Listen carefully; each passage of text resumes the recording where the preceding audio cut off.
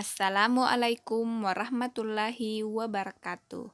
Nah, teman-teman, hari ini kita akan membahas 4 materi tentang peredaran darah manusia yang terdiri dari yang pertama, apa sih itu peredaran darah manusia? Yang kedua, organ peredaran darah manusia. Yang ketiga, peredaran darah besar. Dan yang keempat, yaitu peredaran darah kecil.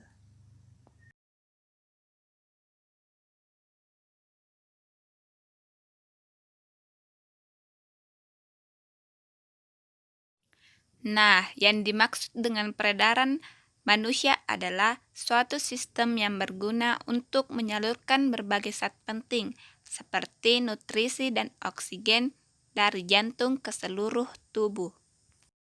Nah, peredaran darah manusia juga disebut dengan peredaran darah tertutup karena darah yang mengalir di dalam pembuluh darah saling berhubungan.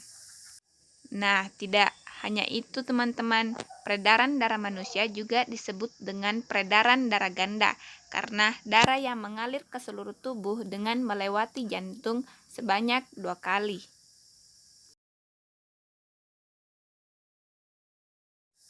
Nah, selanjutnya organ peredaran darah manusia. Organ peredaran darah manusia yang pertama yaitu jantung.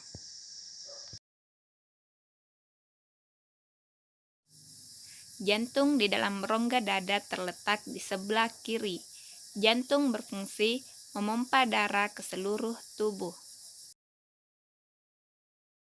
Nah, berikut ini adalah ruang yang terdapat pada jantung.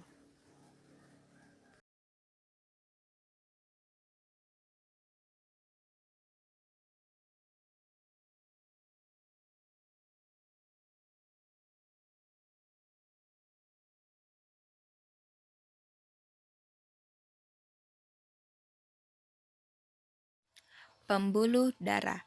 Pembuluh darah merupakan saluran tempat mengalirnya darah dari jantung ke seluruh tubuh kembali ke jantung. Nah, pembuluh darah terdiri dari 2, yaitu pembuluh nadi atau arteri dan pembuluh balik atau vena. Pembuluh nadi atau arteri merupakan pembuluh yang mengalirkan darah dari seluruh tubuh menuju jantung. Nah, adapun yang dimaksud dengan pembuluh balik atau vena adalah pembuluh yang mengalirkan darah dari seluruh tubuh menuju jantung. Nah, selanjutnya perbedaan pembuluh nadi dan pembuluh balik. Untuk pembuluh nadi terdiri dari yang pertama, aliran darah keluar dari jantung. Yang kedua, membawa darah bersih kaya oksigen kecuali arteri pulmonalis. Yang ketiga, dinding tebal, kuat, dan elastis. Yang keempat, terletak di bagian dalam. Yang kelima, denyut terasa. Yang keenam, jika terluka, darah memancar. Yang terakhir, yaitu memiliki satu katup di dekat jantung. Selanjutnya, pembuluh balik atau vena. Pembuluh balik atau vena terdiri dari aliran darah menuju dari jantung, membawa darah kotor kecuali vena pulmonalis. Yang ketiga, dinding tipis dan kaku. Yang keempat, terletak di dekat permukaan kulit. Yang kelima, denyut tidak terasa. Yang keenam, jika terluka darah menetes. Dan yang terakhir yaitu memiliki banyak katup.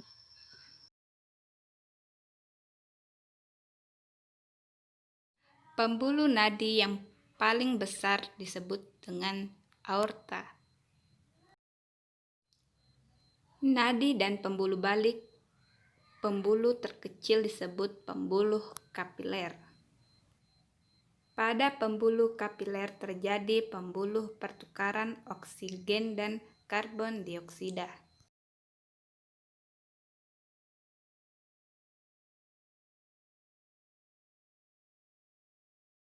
Nah, tahukah kalian bahwa panjang seluruh pembuluh darah manusia jika dihubungkan dari ujung ke ujung yang lainnya sama dengan 16.000 kilometer.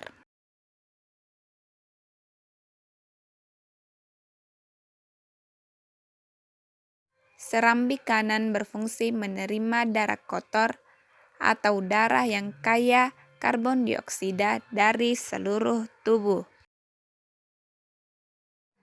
Serambi kiri berfungsi menerima darah bersih atau darah yang kaya oksigen dari paru-paru. Bilik kanan memompa darah kotor atau darah yang kaya akan karbon dioksida dari jantung ke paru-paru. Bilik kiri berfungsi memompa darah bersih atau darah yang kaya oksigen dari jantung ke seluruh tubuh.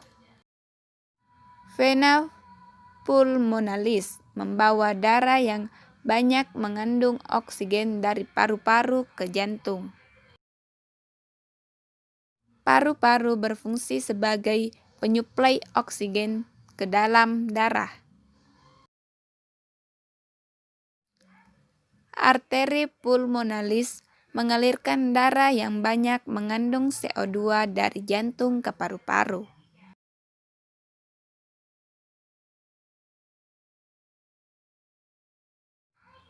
Peredaran darah besar. Peredaran darah besar adalah peredaran darah yang berasal dari jantung menuju seluruh tubuh dan kembali lagi ke jantung. Berikut ini adalah urutan peredaran darah besar manusia. Terdiri dari bilik kiri, aorta, arteri, seluruh tubuh, vena, dan serambi kanan.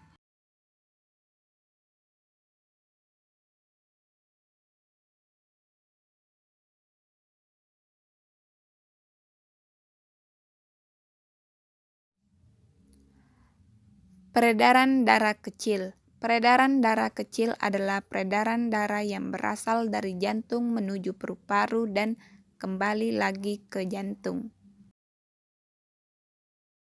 Nah, berikut adalah urutan peredaran darah kecil, dimulai dari bilik kanan, arteri pulmonalis, paru-paru, vena pulmonalis, dan serambi kiri.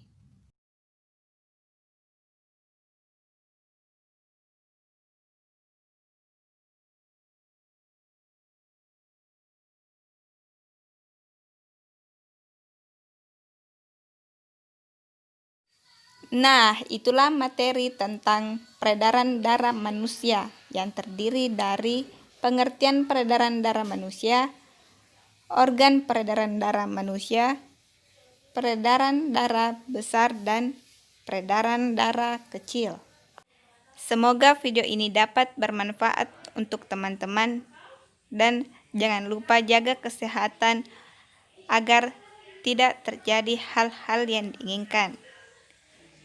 Nah, adapun tujuan untuk pembuatan video ini yaitu untuk memenuhi tugas dari mata kuliah konsep dasar IPA di SD. Adapun dosen mata pengampu yaitu Bapak Dr. Andes Sudarto MPD. Nah, teman-teman, saya harap teman-teman tetap menjaga kesehatan ya agar terhindar dari virus dan penyakit yang tidak diinginkan. Sampai jumpa untuk video selanjutnya.